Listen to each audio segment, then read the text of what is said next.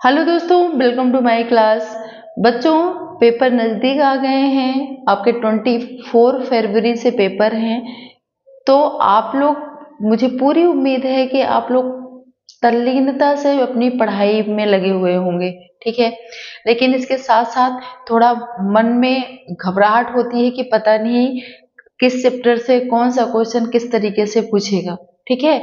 तो हम आपकी घबराहट को थोड़ा-सा दूर करने का प्रयास करेंगे। आपको डरना नहीं है। देखो, वही क्वेश्चन आते हैं जो हर साल लगभग रिपीट होते हैं, ठीक है। जो प्रीवियस ईयर में क्वेश्चन पूछे गए, जो पैटर्न प्रीवियस ईयर का है, लगभग वही पैटर्न होता है, इसलिए आपको घबराना नहीं है, ठीक है। जो आपने पढ़ा है, जो आपने अभी तक लगातार प्रैक्टिस करी है, उसी को करते जाना है। अब इस टाइम पे अलग से कुछ भी एक्सपेरिमेंट नहीं करना है, अलग से कुछ भी नहीं पढ़ना है, ठीक है। चाहे कोई कितना भी बोले ना कि ये पढ़ लो, वो पढ़ लो, ये आ सकता है, वो आ सकता है। जो आपने पढ़ा है, आप विश्वास करो, उसी में से क्वेश्चन आएगा और आप सब करके आओगे। एक भी क्वेश्चन आपका नहीं छूटेगा। लेकिन इस टाइम पे अपने आप पे भरोसा रखना है, आपको घबराना नहीं है, निगेटिविटी से दूर रहना है। जो लोग निगेटिव थॉट्स, निगेटिव बातें करते हैं, उनसे थोड़ा सा दूरी बना के रखना है, ठीक है ना। क्योंकि ये हमारे लिए बहुत इंपॉर्टेंट टाइम है। किसी की निगेटिव थॉट्स, निगेटिव विचार हमारे माइंड सेट को, हमारी पूरे साल की मेहनत को बेकार कर सकते हैं। इसलिए अपने आप पे विश्वास बनाओ, अपने माइंड को हमेशा ये याद दिलाओ कि नहीं, हम इतने साल हमने पढ़ाई करी है। हाँ, पूरे 1 साल से हम 12th में इतनी मेहनत कर रहे हैं, तो हम कर लेंगे, हमसे आ जाएगा, हम पूरा पेपर करके आएंगे, ठीक है। तो घबराना नहीं है। अब हम इसमें देख लेते हैं, जो आपकी सेकेंड केमिस्ट्री का छठा चैप्टर है, हेलो एल्केन तथा हेलो एरीन। इसमें कौन कौन से टॉपिक है, इसको कैसे आपको कवर करना है, बस आपको परेशान नहीं होना है, ठीक है। मेरे प्यारे बच्चों को एग्जाम टाइम में घबराहट देखो सबको होती है बच्चों, ठीक है। लेकिन अपना विश्वास नहीं डगमगाने देना है, विश्वास बनाए रखना है। पेपर बहुत अच्छा जाने वाला है। अपने माइंड को यही याद दिलाना कि पेपर मैं बहुत अच्छा करके आऊंगा, मेरा पेपर बहुत अच्छा जाएगा, ठीक है। तो यहाँ पे देख लेते हैं। सबसे पहले तो आप इसके IUPAC नाम देख लो, ठीक है। देखो, IUPAC नाम आपने 5वां चैप्टर फर्स्ट केमिस्ट्री का पढ़ा होगा, तो उसमें भी मैंने बताया था कि या तो उसके IUPAC नाम आएंगे, ठीक है, या तो फिर जो आपके ये सेकेंड केमिस्ट्री के चैप्टर हैं, आपका कार्बोक्सिलिक हो गया, हेलो एल्केन हो गया, हेलो एरीन्स हो गया, ठीक है, एल्डिहाइड हो गया, ईथर हो गया, ठीक है, कीटोन हो गया। तो इसके भी IUPAC नाम पूछे जा सकते हैं और ये ज्यादा नंबर के नहीं आते, एक एक नंबर के ये एक एक IUPAC नाम आएंगे। तो जैसे उसमें खंड वो उसमें ऑप्शन रहेगा ना, ख ख ग घ, इस तरह से, तो ये 3-4 IUPAC नाम दे देगा और उसी में से आपको करना है, ठीक है। एक एक नंबर के IUPAC नाम, ज्यादा टाइम भी नहीं लेते और अगर आपको रूल पता है ना, तो आप इसको आसानी से कर सकते हो। एक तो ये हो गया। और दूसरा, जैसे ये क्वेश्चन दिया हुआ है, निम्नलिखित कार्बनिक हैलोजन यौगिकों की संरचना दीजिए, तो इस तरह से लिखा होगा और इसकी संरचना आपको बनानी है। तो ये चीजें मैंने अपनी कई वीडियो में आपको बताई हैं कि जैसे अगर आपको IUPAC नाम क्लियर है, तो आप इसको आसानी से बना सकते हो, ठीक है ना।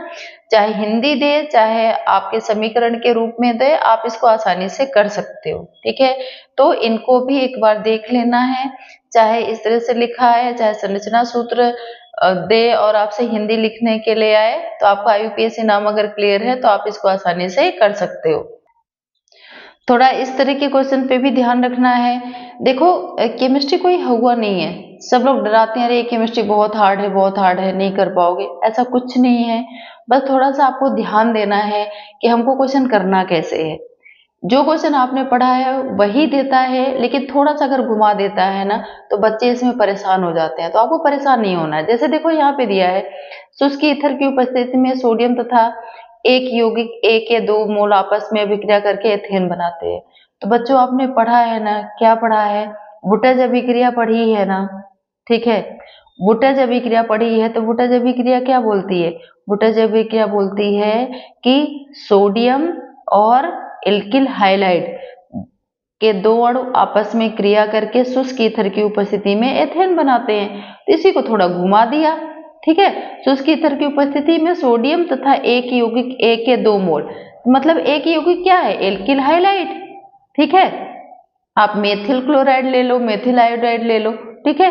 तो इसके 2 मोल आपस में क्रिया करके क्या बनाएंगे, एथेन। तो देखो यहाँ पे ये दिया हुआ है, methyl iodide plus sodium plus methyl iodide, 2 मोल हो गए ना, एक ये सोडियम से क्रिया करेंगे किसकी उपस्थिति में, शुष्क ईथर, तो क्या बनेगा, एथेन और सोडियम आयोडाइड। तो ये आपने पढ़ा है, लेकिन यहाँ पे अगर इस तरह से क्वेश्चन आएगा तो आपको कंफ्यूज हो जाओगे, अरे ये तो सिलेबस में है ही नहीं, ये कहाँ से दे दिया। तो इस तरह से केमिस्ट्री में क्वेश्चन पूछता है, बस आप थोड़ा सा ध्यान नहीं देते ना, क्योंकि हमने सीधा सीधा सा पढ़ा होता है, इसलिए आप कंफ्यूज हो जाते हो। थोड़ा सा अगर ध्यान से क्वेश्चन को पढ़ के करोगे ना तो बहुत अच्छा पेपर जाने वाला है आपका, ठीक है। इसी तरह ये आपके हो गया अति लघु में फ्रैंकलैंड अभिक्रिया का रासायनिक समीकरण, या हेलोएल्केन की 2 धातुओं के साथ अभिक्रिया के रासायनिक समीकरण। तो चाहे फ्रैंकलैंड दे दे चाहे ये दे दे, दोनों एक ही। देखो 2018 और 23 में पूछा गया है, जबकि एक एक लाइन नंबर के क्वेश्चन है ये, और एक एक लाइन के भी हैं। तो देखो यहाँ पे ये आपका क्या हो गया, ethyl iodide plus zinc, same boots की तरह है, लेकिन यहाँ पे जिंक है और उसमें सोडियम है, ठीक है। तो एथिल आयोडाइड और जिंक क्रिया करके आपका क्या बना देगा, यहाँ पे 1 2 3 4 ब्यूटेन बन गया, और प्लस आपका क्या बन गया, जिंक आयोडाइड, ठीक है।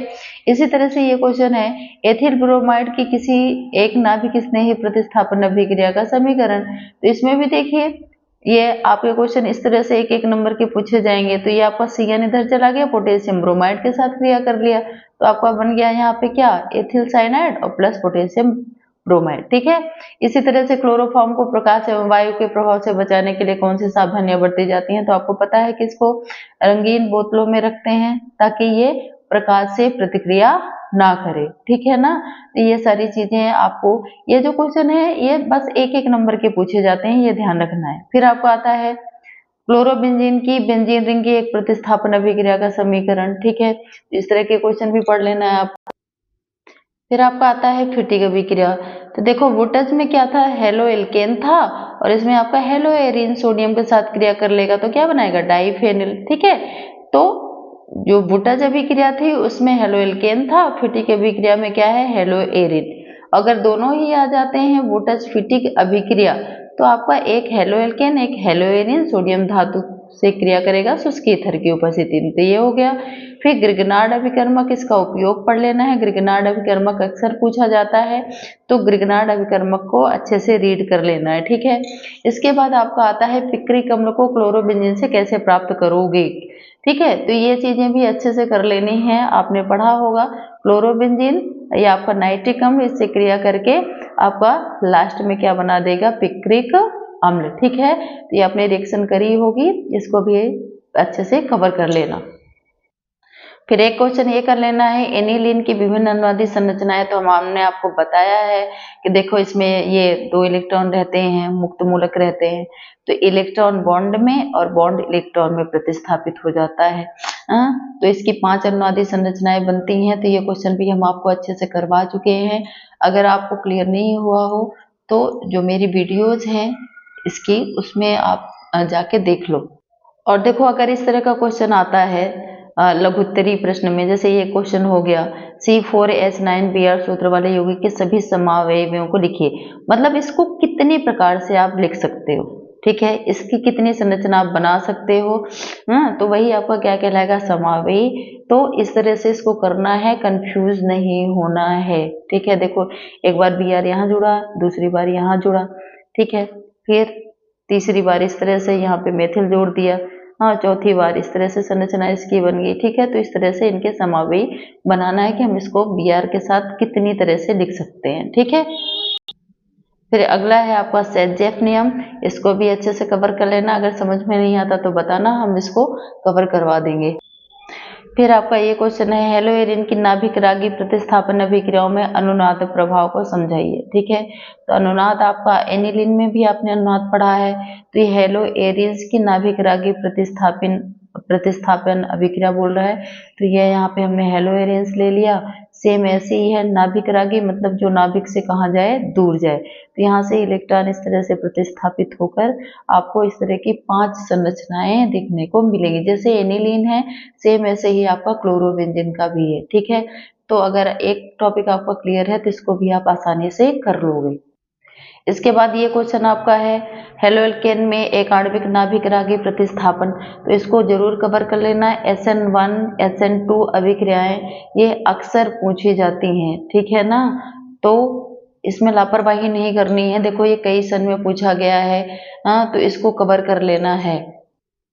फिर आपका आता है वुटज-फिटिंग अभिक्रिया, फ्रीटल-क्राफ्ट अभिक्रिया, बी हाइड्रोहैलोजनीकरण या डी हाइड्रोहैलोजनीकरण, ठीक है। ये देखो कई बार पूछा गया है, लगातार पूछा गया है, इसको जरूर कवर कर लेना है और ये बहुत आसान है। वुटज-फिटिंग अभिक्रिया चाहे अलग अलग पूछ दे चाहे इकट्ठे पूछ दे। देखो वुटज में हमने बताया था हेलो एल्केन, 2 हेलो एल्केन के आपके अणु सोडियम धातु से क्रिया करेंगे वुटज में, और वुटज फिटिक अगर दोनों होगी तो इसमें हेलो एल्केन और हेलो एरिन किससे क्रिया करेंगे, सोडियम धातु से। तो आपका जो भी प्रोडक्ट है वो बनेगा, ठीक है। तो इसको कवर कर लेना है। और दोस्तों यहाँ पे एक चीज बताऊं, बी हाइड्रोहैलोजनीकरण है मतलब किसी भी समीकरण में किसका बी हाइड्रो किसका निकलना, हाइड्रोजन का निकलना, ठीक है। और हाइड्रोजन और हाइड्रोजन का निकलना आपको क्या कहलाएगा, बी हाइड्रोहैलोजनीकरण, ठीक है। तो इस तरह की अभिक्रियाएं आपको जरूर कर लेनी है। फिर देखो ये क्वेश्चन है कि निम्न समीकरण देते हुए स्पष्ट कीजिए कि क्लोरोबेंजीन से निम्न यौगिक कैसे बनाएंगे। तो देखो बेंजीन है, फिनॉल है, टालुइन है, एनिलीन है, डाइफेनिल है, ठीक है। या क्लोरोबेंजीन से DDT बनाने का रासायनिक समीकरण, तो ये हमने पहले भी आपको करवा दिया था, इसको अच्छे से करना है, ठीक है। क्लोरोबेंजीन से आप बेंजीन कैसे प्राप्त करोगे, फिनॉल, टालुइन, एनिलीन, डाइफेनिल, ये चीज कैसे प्राप्त करोगे, या क्लोरोबेंजीन से आपका DDT कैसे बनेगा, इसको कर लेना है। इसके बाद आता है क्या होता है जब, ठीक है। तो इसमें देखो ये है शुष्क ईथर की उपस्थिति में ब्रोमोबेंजीन की अभिक्रिया मैग्नीशियम से होती है, ठीक है। क्लोरोबेंजीन का जल अपघटन होता है। एथिल क्लोराइड की अभिक्रिया पोटेशियम हाइड्रोक्साइड से होती है, ठीक है। शुष्क ईथर की उपस्थिति में मेथिल ब्रोमाइड की अभिक्रिया सोडियम से होती है। तो ये सारे समीकरण आपको कवर करना है। फिर हम आते हैं दीर्घ उत्तरी में, यानी 5-5 नंबर के क्वेश्चन में, ठीक है। तो यहाँ पे देखिए प्रयोगशाला में क्लोरोबेंजीन बनाने की विधि का रासायनिक समीकरण तथा निम्न के साथ इसकी रासायनिक अभिक्रिया। तो बच्चों मैं बार बार बोलती आ रही हूँ कि सिर्फ मेथड सीधी सीधी पढ़ने से काम नहीं चलेगा। ये जैसे ये पूछा है प्रयोगशाला में क्लोरोबेंजीन बनाने की विधि का रासायनिक समीकरण दीजिए, ठीक है।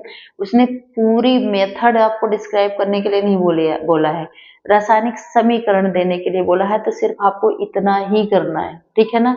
ऐसा नहीं कि उसने क्लोरोबेंजीन बनाने की विधि आपने देखा तुरंत आपने पूरा 1-1, 2-2 पेज लिखना शुरू कर दिया। तो आपसे अगर डायग्राम बना सकते हो तो बिल्कुल बहुत अच्छी बात है, अगर नहीं भी आता तो रासायनिक समीकरण और निम्न के साथ इसकी अभिक्रिया, ठीक है। क्लोरोबेंजीन इनके साथ क्रिया करेगा तो क्या देखा, ठीक है। टिप्पणी लिखिए सेंडमायर अभिक्रिया, सेंडमायर विधि द्वारा क्लोरोबेंजीन बनाने का रासायनिक समीकरण, ठीक है। देखो ये कई टाइप से दे रखा है, देखो ये की क्वेश्चन कई टाइप से दे रखा है, ये देखो, ठीक है। तो इस तरह के क्वेश्चन आपको अच्छे से आने चाहिए, आप इनको अच्छे से रीड कर लो, ठीक है। इन सब का आंसर एक दूसरे से मैच करता है, सबका आंसर वही है, ठीक है। लेकिन हमें ये कंफ्यूज कर देता है, हम कंफ्यूज हो जाते हैं, अरे अरे ऐसे तो हमने पढ़ा ही नहीं था, ये कैसे आ गया। तो मैंने कई बार बोला है कि सिर्फ मेथड ऐसे ही नॉर्मली नहीं पढ़ लेना है, ठीक है। केमिस्ट्री में नंबर इसीलिए थोड़ा सा कट जाते हैं क्योंकि बच्चे जो वो पूछ रहे हैं वो न बताकर सीधा सीधा आंसर दे देते हैं, ठीक है ना। तो जो देखो इतना लेंदी लिखने के लिए नहीं आता, लेकिन आप क्वेश्चन जो पूछ रहे हो उस पर तो फोकस करो, या फिर ये कहना क्या चाह रहे हैं, ठीक है। फिर है आपका देखो DDT, ठीक है। तो DDT पहले भी बताया था क्लोरोबेंजीन से DDT कैसे बनाना है, और इसके अलावा DDT पर टिप्पणी लिखिए, DDT के उपयोग तथा पर्यावरण पर इसका क्या दुष्प्रभाव पड़ता है, ठीक है। तो ये सारी चीजें भी आपको इसमें कवर करनी है। फिर है आपका प्रयोगशाला में क्लोरोफॉर्म बनाने की विधि, प्राप्त क्लोरोफॉर्म से शुद्ध क्लोरोफॉर्म कैसे प्राप्त करोगे, इसके प्रमुख गुण उपयोग, ठीक है। फिर देखो रासायनिक समीकरण देते हुए समझाए कि एथिल अल्कोहल से क्लोरोफॉर्म कैसे प्राप्त करेंगे। क्लोरोफॉर्म को गहरे रंग की बोतल में क्यों रखा जाता है, तो देखो यहाँ पे 2-3 क्वेश्चन और ऐड कर दिया, पहले हमने ये पढ़ा था ना। हाँ, तो इस तरह से इनको आपको कवर करना है। फिर यहाँ पे क्लोरोफॉर्म का प्रमुख उपयोग, किसी में सारा ही ऐड कर दिया है, किसी में अलग से पूछा है। तो अगर एक क्वेश्चन ही आपका तैयार होता है तो इसमें आपके कई सारे क्वेश्चन और कवर हो जाएंगे। फिर आपका ये क्वेश्चन है हेलो एरिन क्या है, इनके दो प्रमुख प्रतिस्थापन अभिक्रियाएं लिखिए। फ्रीऑन का सूत्र और इसके उपयोग लिखिए। फ्रीऑन का सूत्र और उपयोग कई बार पूछा गया है, इसको पढ़ लेना है सही से, ठीक है। आप देखो इनकी दो प्रतिस्थापन अभिक्रियाएं, ठीक है। तो प्रतिस्थापन अभिक्रियाओं में जैसे नाइट्रीकरण है, हाइड्रोजनीकरण है, सल्फोनीकरण है, ये चीजें आप दे सकते हो, ठीक है। इसके अलावा जो फ्रीऑन है, जैसे फ्रीऑन का सूत्र क्या होता है, फ्रीऑन का सूत्र होता है CCl2F2 यानी डाइक्लोरो डाइफ्लोरोमेथेन, ठीक है। तो इसको अच्छे से कवर करना है। और इसके अलावा आपको आता है कैसे प्राप्त करोगे, तो कैसे प्राप्त करोगे भी आपको जो भी इम्पोर्टेंट है वो आपको कवर करते चलना है, ठीक है। ये देखो जैसे ये प्रोपेन से आइसोप्रोपिल ब्रोमाइड, ठीक है। ब्यूटीन 1 से 1 ब्रोमोब्यूटेन, ठीक है। मेथिल आयोडाइड से एथेन, ठीक है। ब्यूटो 1 इन से ब्यूटो 2 इन, तो ये आपने सब पढ़ा तो है, ठीक है। बस आपको रिवीजन ही तो करना है, घबराना नहीं है, आप कर लोगे, ठीक है। तो इस चैप्टर में जो आपका ये हेलो एरिन और हेलो एल्कीन है, इतने क्वेश्चन आपको कवर करने हैं और इस तरीके से पढ़ना है, ठीक है। तो आपको डरने घबराने की जरूरत नहीं है। और देखो केमिस्ट्री में सिर्फ 1 दिन का गैप है, ठीक है। तो जो बायो में आपको टाइम मिल रहा है 8-9 दिन का, तो उसमें आप कवर करो ना। आप घबरा क्यों रहे हो कि 1 ही दिन का टाइम मिल रहा है, हम कैसे कवर करेंगे केमिस्ट्री, ठीक है। तो बायो के बाद केमिस्ट्री ही है ना, तो दोनों ही कवर कर लो आप, ठीक है। इतना सारा टाइम है तो परेशान नहीं होना है, रिवीजन ही तो करना है, सब हो जाएगा। बस डरना नहीं है, एक लंबी सांस लेनी है। अगर आपको घबराहट होती है, लंबी डीप ब्रीथ लेनी है और अपने आप को रिलैक्स करना है, बोलना है ना all is well, all is well, सब अच्छा होगा, परेशान नहीं होना है, कर लोगे, ओके।